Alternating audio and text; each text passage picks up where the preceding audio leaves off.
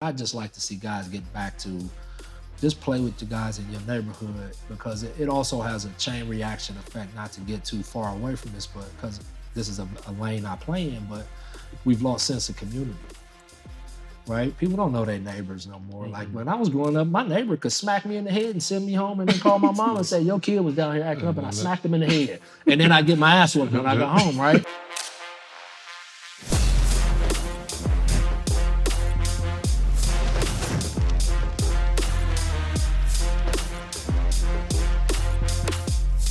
Welcome to No Show with Gilbert Arenas. I'm Mike Botticello. He's Gilbert Arenas.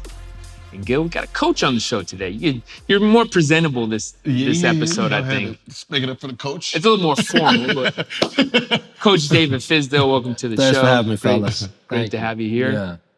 Yeah. And I mean, I think when you're in the presence of a coach, there's a grown-up in the room. So There's a grown-up. Oh my God. That's how you do it. I'm probably the least grown-up in the room. So it would be like we're in the locker room, we're goofing around, and then you walk in. Oh, we gotta get serious. Yeah. Oh shit. Yeah. Man, them dudes saw me come in the locker room. They just probably laughed louder when they saw me come in there. Well, that's not your style. Now, when the time kicked in, it's always that time on the clock. Yeah, that time on the clock. Because then I'll start finding their ass if their phones go off and stuff. So then they start turning off everything and get quiet. No fines here. Anyhow, for this though, I mean, this is another LA thing. LA guy. And we're gonna rewind this a little bit more though, Gil, because you got to know what goes on here, Coach. He's a Valley guy. He's always talking about the Valley. He's always defending the Valley and his era of LA basketball. And you were before that. I was gone already. In a different part of the city, John C. Fremont High School, where you came from, won a championship there. 2. Okay, yeah, two. There you go. That is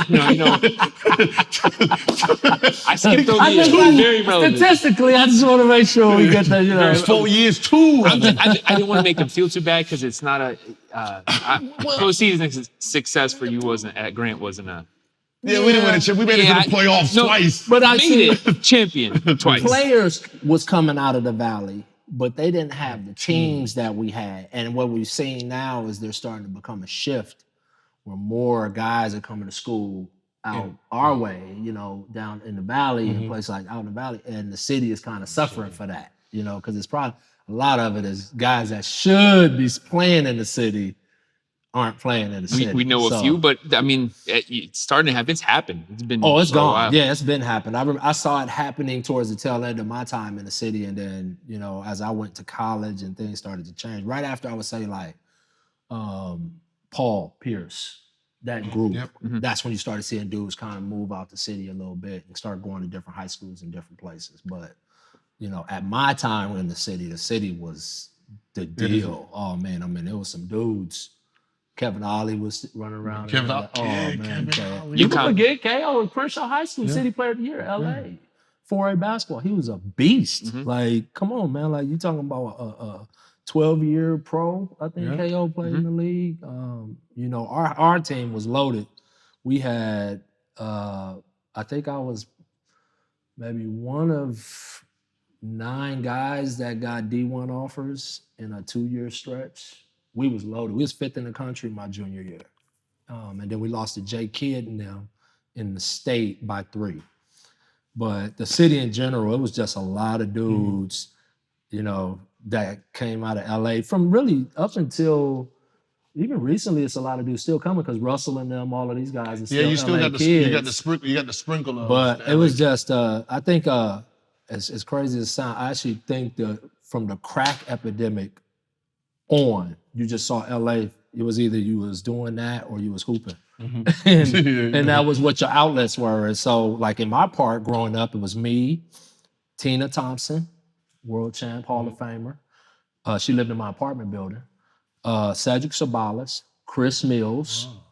All of us went to play that same part. Growing up, Harold Miner often was up there when he was a kid. Little kid. I mean, we was young. Like, you think about that. Nick Young came from our part. His older brothers and cousins. Robinson? It's Robinson. Robinson right there. That's the hood part. You just have to walk from the neighborhood over.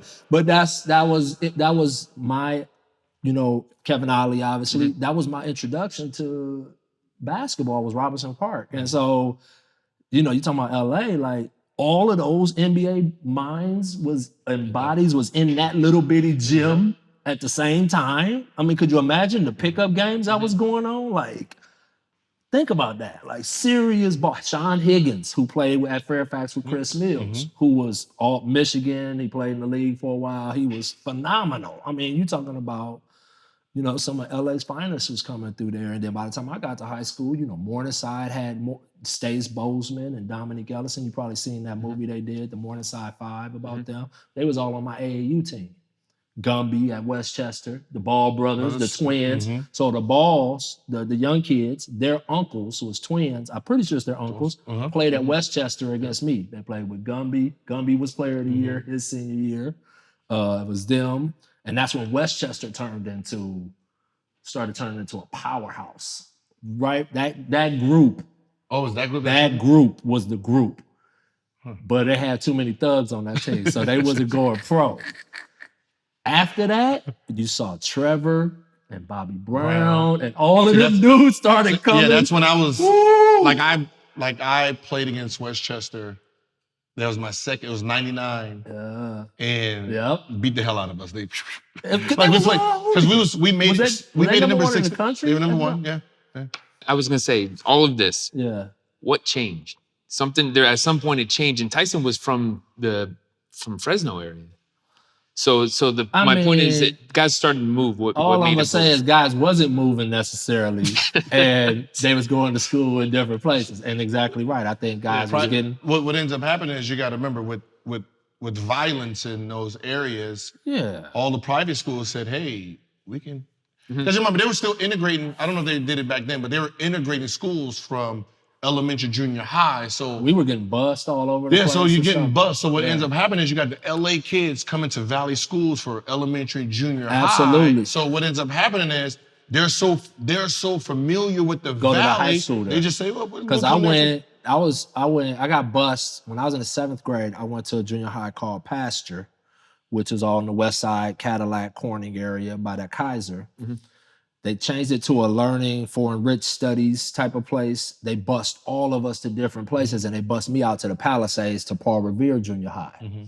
Me and all of my buddies from that little pocket of the hood went out to like a really nice area. So for us, it was like, oh my God, like LA is, the history of it and just how the whole thing has morphed from the city to the valley, and eventually hopefully we get some guys back in the city. Most of the LA kids going to IE now. Oh, they go everywhere but. Everywhere but, Everywhere but. Because it's safer. Yeah. Right. That's what I think it boils down to.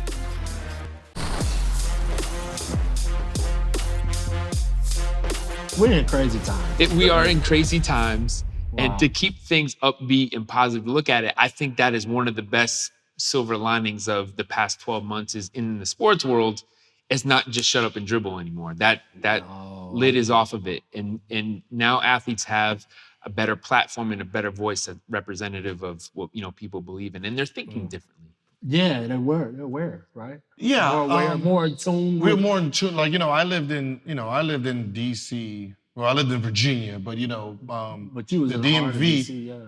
And I was clueless, to be honest, to everything that was around.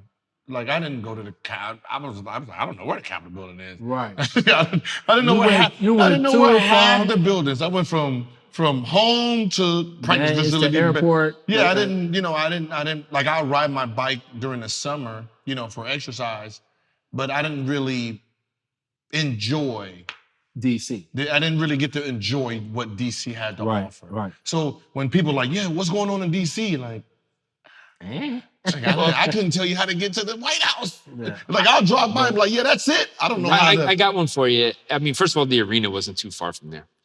What I'm saying is, if it wasn't on my route, I wasn't getting. Here's an interesting guy, a teammate you had, which it is a rare thing for a player to get involved, especially in that era, right?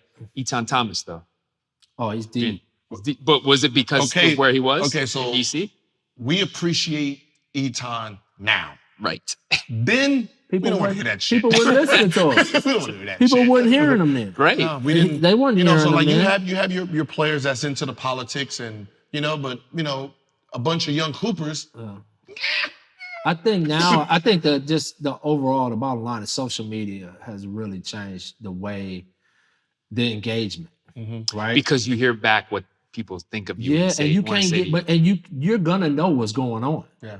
Like, back in the day, if you wasn't a guy that avidly watched the news, you really wasn't paying attention to what the hell was going on day to day in the world. Now the phone it's coming to you regardless of if you want it or not. And so if you happen to be a guy that it strikes a chord with you, like an Eton Thomas or somebody, not only can you get active, but you got a community of activists out there that's in arm's reach now, just a button away. And so now you're not just this guy screaming into the wind, right? With a bunch of dudes around you that may or may not be interested in that. You can go on your phone now and find a whole community of people, good and bad, for what you want, what you believe in, right? And so I think is different. Yeah, that's the difference. You can, like even though I don't watch the news, but I can get on the phone and then my first 3 posters, they did what? Trump did what? This happened. Oh, who is this? That's the president? That's the vice president? I remember I was watching TV like that, and Pence was on it, and it was Kamala versus Pence, and I said, yo, who the this dude? Like who the and it says, vice president, and I'm like, he's the vice president. That's vice, like now? And they're like, yeah, that's Trump's guy. Where has he been in the last 4 years? Because Trump has his face in But that that's the funny part is like, I'm sitting here for the first time in 4 years trying to who is this guy? He just sat there. He was the guy that was sitting there letting all this shit go down. But it's a matter of what you're looking at. And I think as a basketball player, we'll stay in that sport, you do have a lot of time on your hands. And if guys are on a plane rides or on a bus or their downtime, if they're playing video games or whatever other stuff they're into, a guy like Eton used that time to read and watch news reports and get engaged. And like, if you think about it, he's got the press, he's got media in his locker room, pre and post game. He can say whatever, when he uses that time to say whatever he wants. Well, and get his message out there. Again, though, you're seeing such a dramatic shift. You just think about 5 years ago, I was having to talk about, am I going to have my team kneel for the anthem? Because Colin Kaepernick was the guy kneeling by. Basically, him and a few other football players was the only guys kneeling, and they were getting crucified for it. Look at now what's happening. There's been a total shift. Drew Brees said something, and he became Colin Kaepernick. Yep. When he talked about guys kneeling, right? It flipped. That's how much we have seen change because of what happened over the course, obviously, of this summer. The George Floyd deal, what Steven Jackson and them did, the movement that they started with Black Lives Matter, that has shifted everything because what they figured out, really have figured out is the consumer power of Black people. Like real corporate money is now saying, wait a minute, this ain't right. And so it's opening up this lane, I think, for young activists to step into, where they don't have to be as afraid no more. I wrote an op-ed earlier in this that talked about how when I was in Memphis during that time, and there was 2 statues in the city that we were trying to get down, the Nathan Bedford Forrest statue and the Jefferson Davis statue. Nathan Bedford Forrest, you've probably been hearing his name recently, is the guy who orchestrated the Klan, had a 2-story statue in Memphis. And Jefferson Davis down the street by the river had another 2-story statue. So here I am, a young Black coach in the middle of this race debate, whether it was in my city or whether it was in my sport. And I'm saying, if I say this, am I going to get blackballed, basically? Am I going to get outed and not be able to get a job out of this? I know it's cool for Pop to talk. I know it's cool for my man Steve Kerr to talk. Stan Van Gundy, them my guys. And I love them for speaking up for our community. But is it okay as a Black man to speak up for my own community, right? And really stand up and not feel the repercussions? Because we saw what happened to Cap. Everybody knows he was good enough to be on the football roster. Let's be real about that. Was he a starter? I don't know. In that time of his career, he was good enough to be on a football roster, and he lost his career over that. So as a Black man, I wrote about the fear that I had of speaking out in a corporate world and getting either the backlash or losing my career over it? And was it worth it? And what has shifted is that fear is starting to get subsided because of this generation understands the power that they have.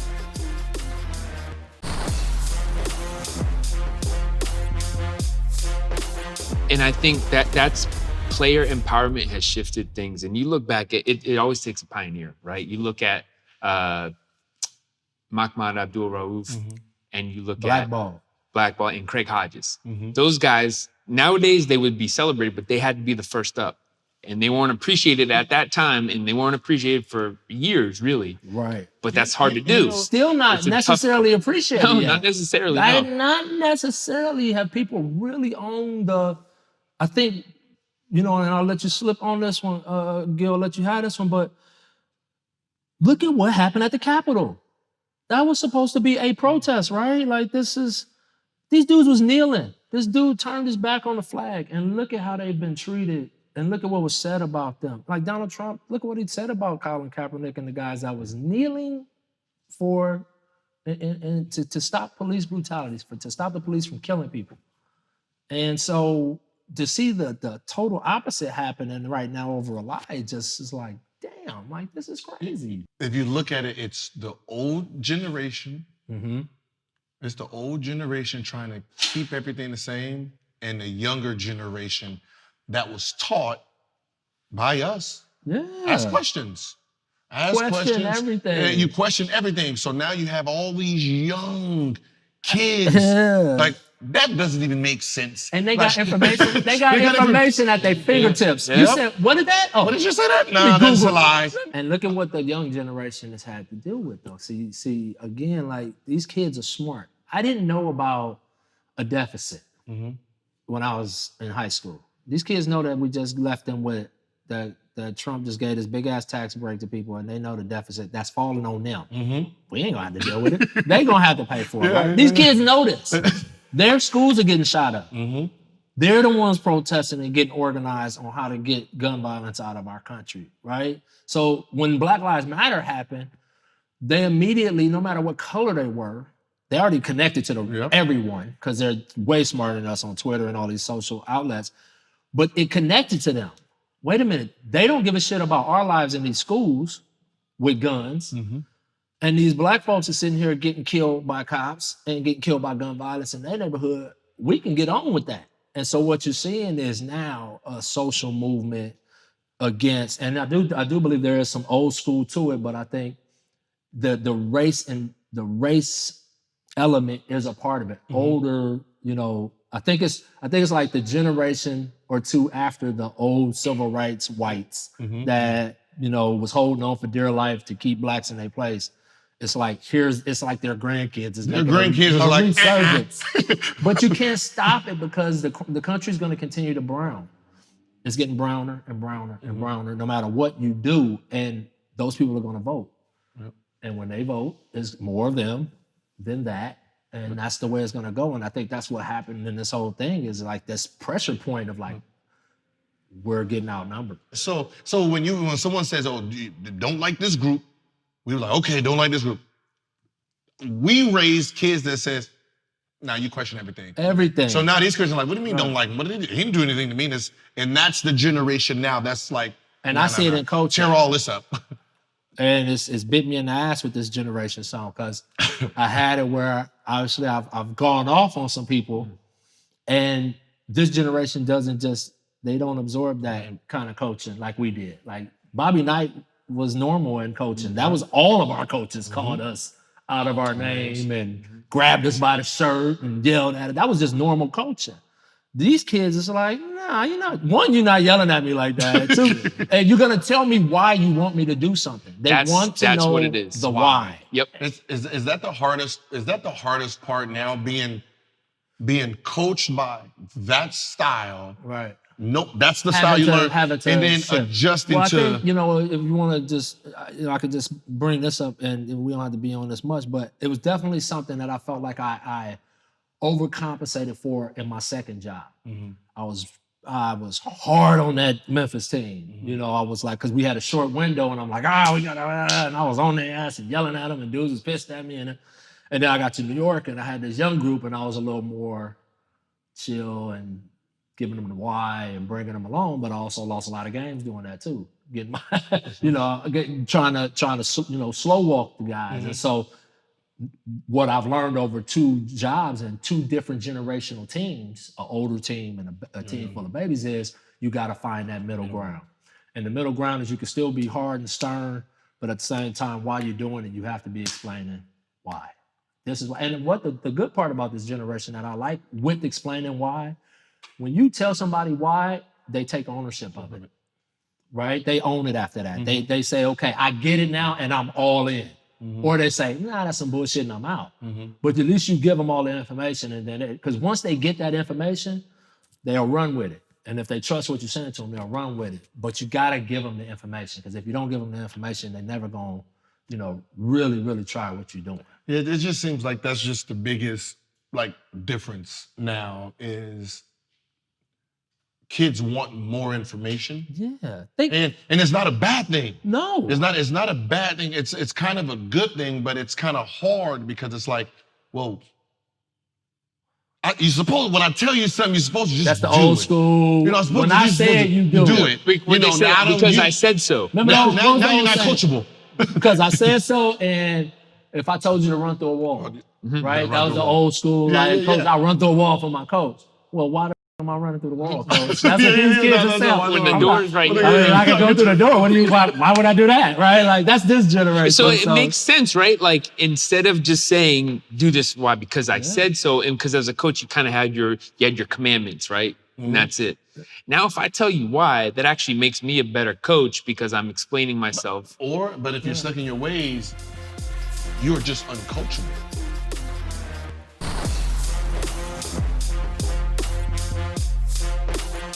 What I've learned, one thing is all of this stuff it's a balance and it's a compromise. And, everybody thinks like when we was in Miami that it was this like really oppressive culture and you couldn't do this and you can't do that. Man, that team had more fun than any team in NBA history. I got to say, that might have been the best team ever to be on, if you think about it. All those things that we talked about, like the environment. Oh, the environment was star silly. We had Bird and Bron and Chris Bosh and Norris Cole. Yeah, because you got leadership on the court, and then it's like you have fun. Like you said, we're going to perform. When you have us on this court, that was one thing you knew. When it's time to practice, we got to sit down and watch film. We got to get in the game. We showing up. But when we don't, we are going to have fun. Because you got to think, that team was getting beat up so much from the outside when LeBron came from Cleveland. So all they had was each other. Man, they were fun to be around. But he's one of my favorite people in NBA history. Who's the common thread that orchestrated that whole thing, that brought it all together? D. I was going to say Pat Riley. Oh, well, Pat, obviously. But D was doing the whispering at the Olympics. Had to go in and hit it out the park. It wasn't done where Brown was like, I'm just going because D asked me to come down there. Right. Like Chris said, I'm coming early in the process. And then we was waiting. We didn't know for sure if we were getting Brown. And then, it's hard to say no to Pat. Like when Pat get down at that table with you and he started showing you all them rings and them diamonds, them 9 rings get to sparkling in front of you. You get kind of, Pat. And then just the wherewithal, he and Andy Ellsberg and Chet Kammerer, how to put the pieces around that would complement what they had put together, and really, and the personalities too. They know they had to get alphas. Even in your role, if you was a role guy, you still had to think you was the baddest son of a bitch on the planet. Mario Chalmers had the most irrational confidence. Irrational confidence. But when it was on the line, I knew if that ball found him, that ball was going in. And you had to be that way, because if LeBron comes down and draws everybody and looks it and hits you right there, you better make that shot. So you had to have dudes that was cold-blooded. Shooters that they had shot so many shots working out that a shot in the game, like Ray Allen's 3, that big 3, I saw him make that shot in that season in practice, after practice, 15, 20,000 times. Running backwards. Not looking at the line, getting off the ground. He used to do a drill. I'll tell a story. He would lay like a foot in the paint, but he'd be laying on the ground, on his back, on his stomach, on the side. And guys started watching him. I would be passing to him. And he would say, slap the ball, Fizz. So I'd slap the ball. As soon as I slapped the ball, he would get up and I would throw it. And he would go get behind the corner 3 line as the ball was coming after he had gotten up and had to get his feet organized. You know, that corner is a tough shot. If you got big feet, it's really tough. And all of a sudden, LeBron be laying on the floor. D-Wade laying on the floor. And then after he get done with them, then it would be, they would say, now the real shooters get to shoot. So all of them would leave, and then it'd be Mike Miller, James Jones, and Ray Allen. And they would shoot for hours. And so those kind of guys were the people that Pat was like, yep, we got to fill it in with that. Because otherwise, it looks great when he gets everybody to come to him. But if that dude's a softie or he's scared to make a shot, he can't be here. Because think of that as a player. I mean, where Showtime Lakers in that era, those guys got down to business when they had a lot of fun in LA. But LA, the proof is in the success. What was the club name at the Forum Club? Yeah. But then even where he went, with New York and Miami, he knew wherever he went, the common thread of the players that he brought in there. But once you get him there, that's one thing. It's what do you do with him when you got him? You know what I thought was really unique about Pat and his style was how it morphed everywhere he went. Mm-hmm. He was the city. So when he was in LA, he was this flashy, well-dressed, Armani suit, cool, calm. It's showtime. The sun is shining, the palm trees. I love LA is blaring on the, He gets to New York, he looks like a mobster now, Wall Street, who's running the whole deal under, the underground, and his team was just gangster. You talking about one of the most gangster teams. They was ready to fight everybody. Every night. Right? So that team was him. And that was New York. That's how New York, the city, when you think about New York City, that's that feeling. Then he gets to Miami, and it's like he Miami connected Vice. that South Beach, Miami Vice, that vibe of the city with the teams that he created.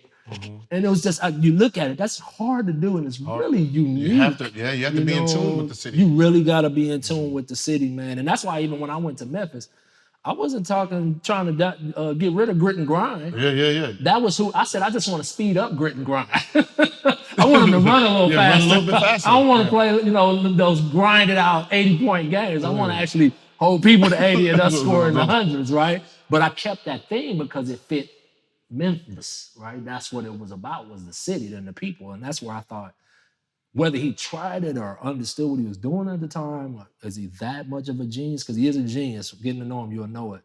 But he really understood the pulse of the city and the kind of players that could thrive in that city. Whenever I looked at the moves Miami did, the one move they always did right, and I thought it was great for their success till today too. Still now was Hassan. And I always watch I remember when he was, Milwaukee offered him big money. San Antonio offered him a great deal too. He was like, and people was like, why is he still on the team? Because he sacrificed for the greater good.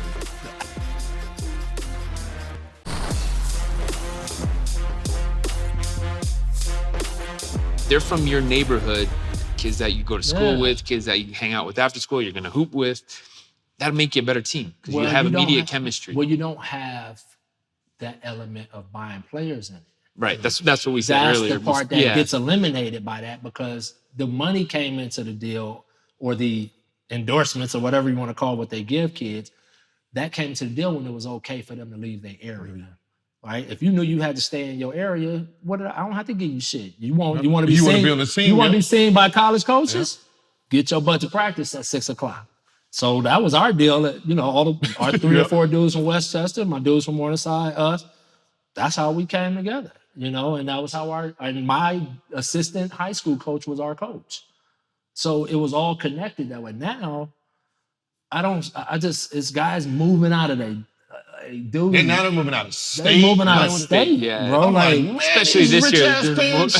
But middle class ass parents. But they ain't really middle class ass parents. It's just some. I've never witnessed they moved out of a state. High school. like moved out of the state to go play at another high school or across the country, Not even driving. So that's what I'm saying. That until that's dealt we with. We got investigated. You transfer to school, and you ain't in a district. Oh, you was where do you getting live again? was this getting address don't say. Because your competitors, the rival high schools, like Gilbert Arenas, does not live in that area. Yeah, he lives right here. He's in ours. He's in our neighborhood.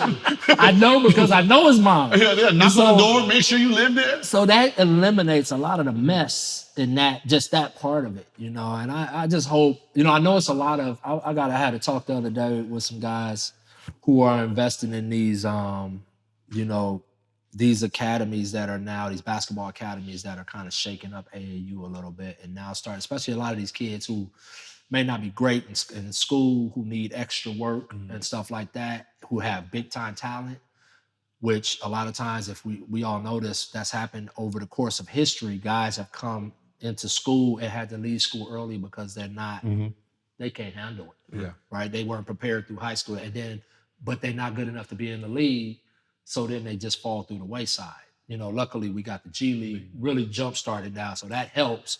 But it's kids that's falling through the cracks earlier than that now due to their circumstances, right? And so, it's a lot of little things popping up right now that's starting to address some of that stuff. But I'd just like to see guys get back to just play with the guys in your neighborhood, because it also has a chain reaction effect, not to get too far away from this, but because this is a lane I play in, but we've lost sense of community, right? People don't know their neighbors no more. Like when I was growing up, my neighbor could smack me in the head and send me home and then call my mom and say, your kid was down here acting up, and I smacked him in the head. And then I get my ass whooped when I got home, right?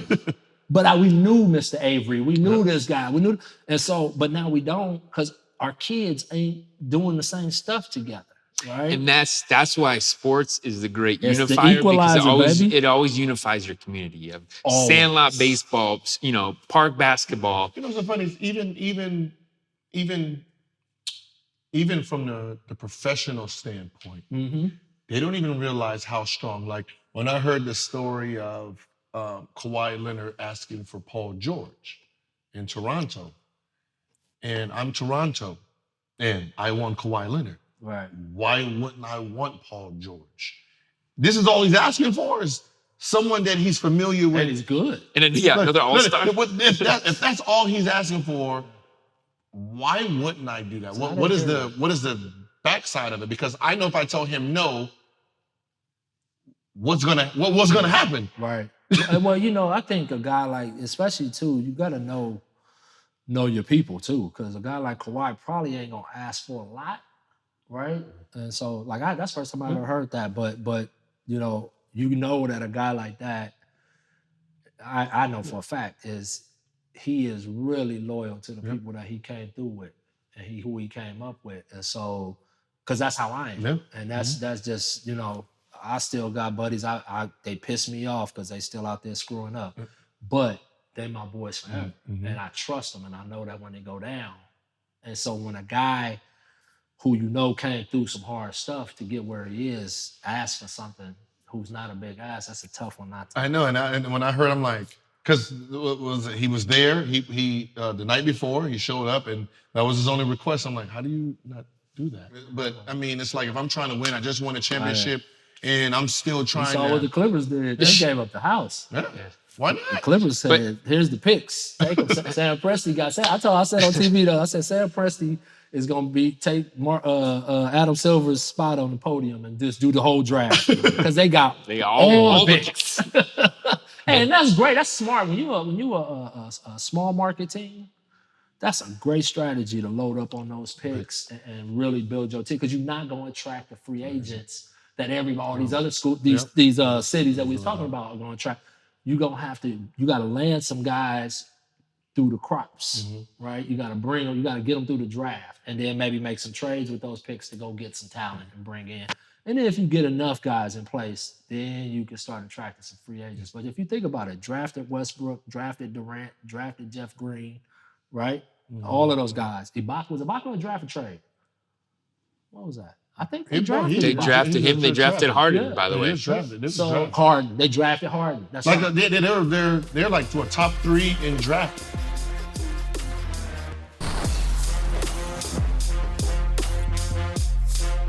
that time because there's some history here we know, and there's some things that you have in mind. So it's time to ask Agent Zero.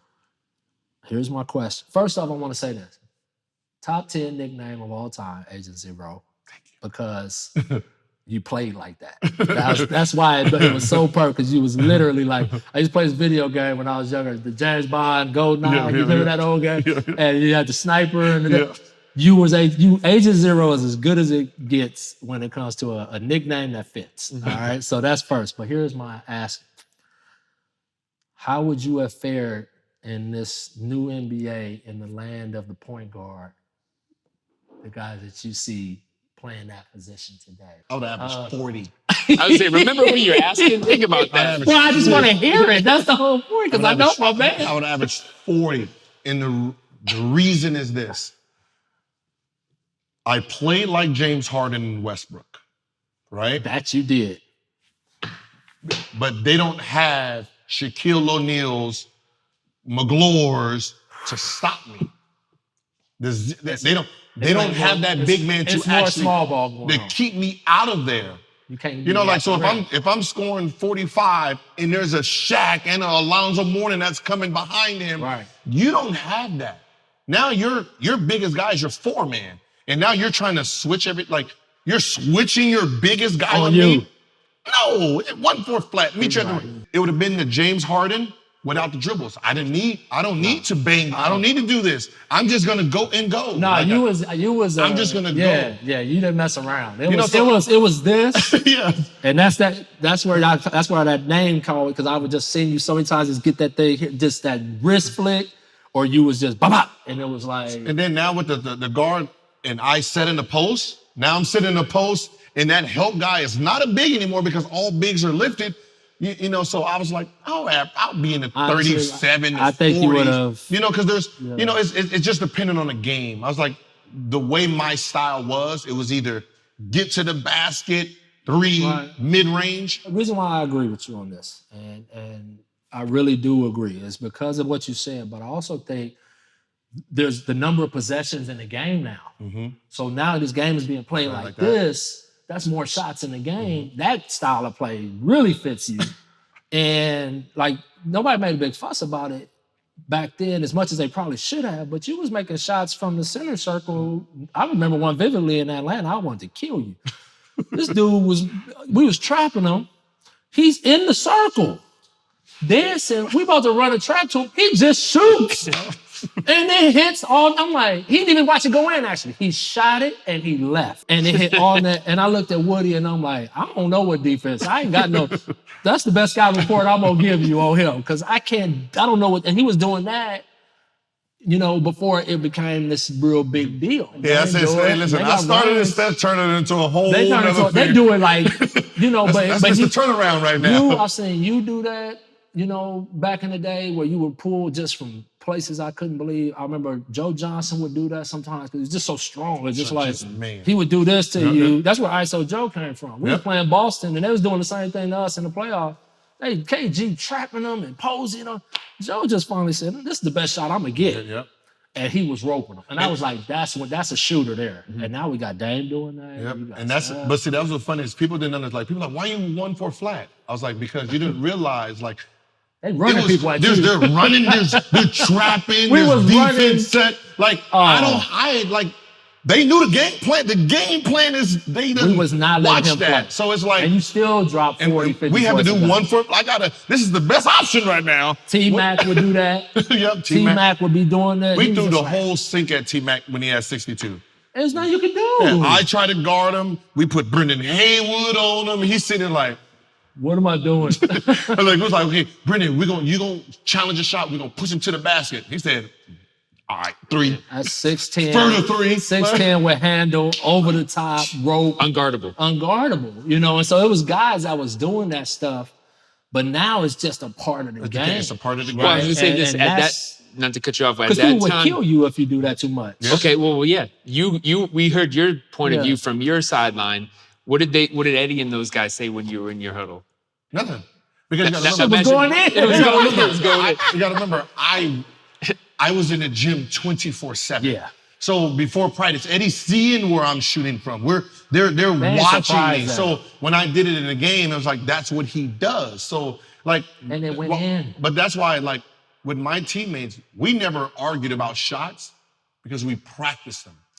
Like, so they knew what you could do. So if Deshaun Stevenson was 1 for 8 and he got it and he still shot it and he did this in the middle of his shot, that's what he did. We're not gonna like you don't want to disrupt that. That's what the part of your success. That's what he does. Karan, I pass him like when I made passes to Karan, I knew I wasn't getting an assist because he had a rhythm. He gonna dance.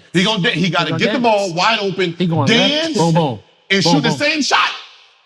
Like wide open, he gonna bounce it. The guy's gonna get on him. He's gonna pump fake. The guy's gonna jump. He's gonna jump. While he jumps, same shot. He gets the 2 points, no assist.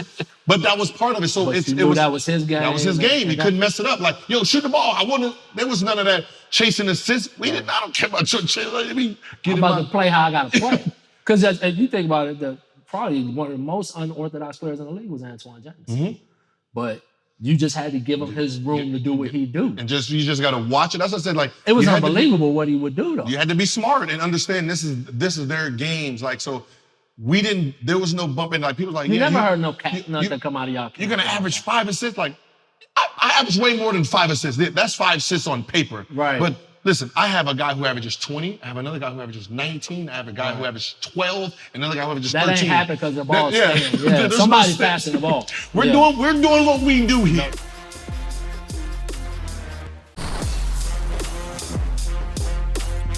Here's what it is, Gil. I'm trying to think at the end of every episode, I sort of wrap it up with what we talked about. Man, we talked about so much.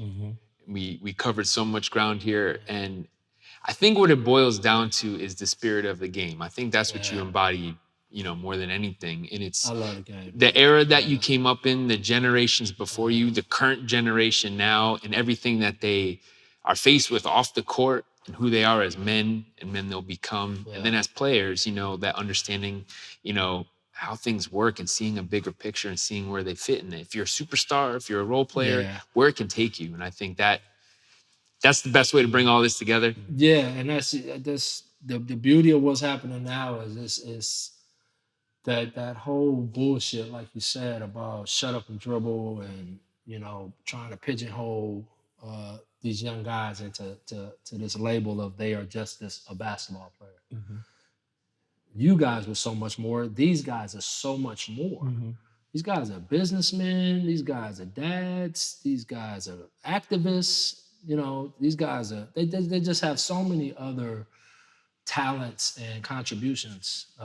And the cool part is you get to see it more now because of social media, right? And these guys was doing that same stuff. They was involved in the same type of stuff. They was engaged, but you just didn't get to see it as much as you do now. And I think that's the cool part I like about what we're seeing is not only do we still have a super fun, talented league that you're never short on entertainment, but at the same time, we got really aware, conscious citizens that are contributing to our society in the way that, has been frowned upon for a long time. And a lot of people took a lot of hits for these guys to be able to do it. You think about Muhammad Ali, you talked about, Mahmoud Rauf and Colin Kaepernick and guys like that, and Juan Carlos and people like that. And these guys made huge sacrifices and was on an island by themselves doing it.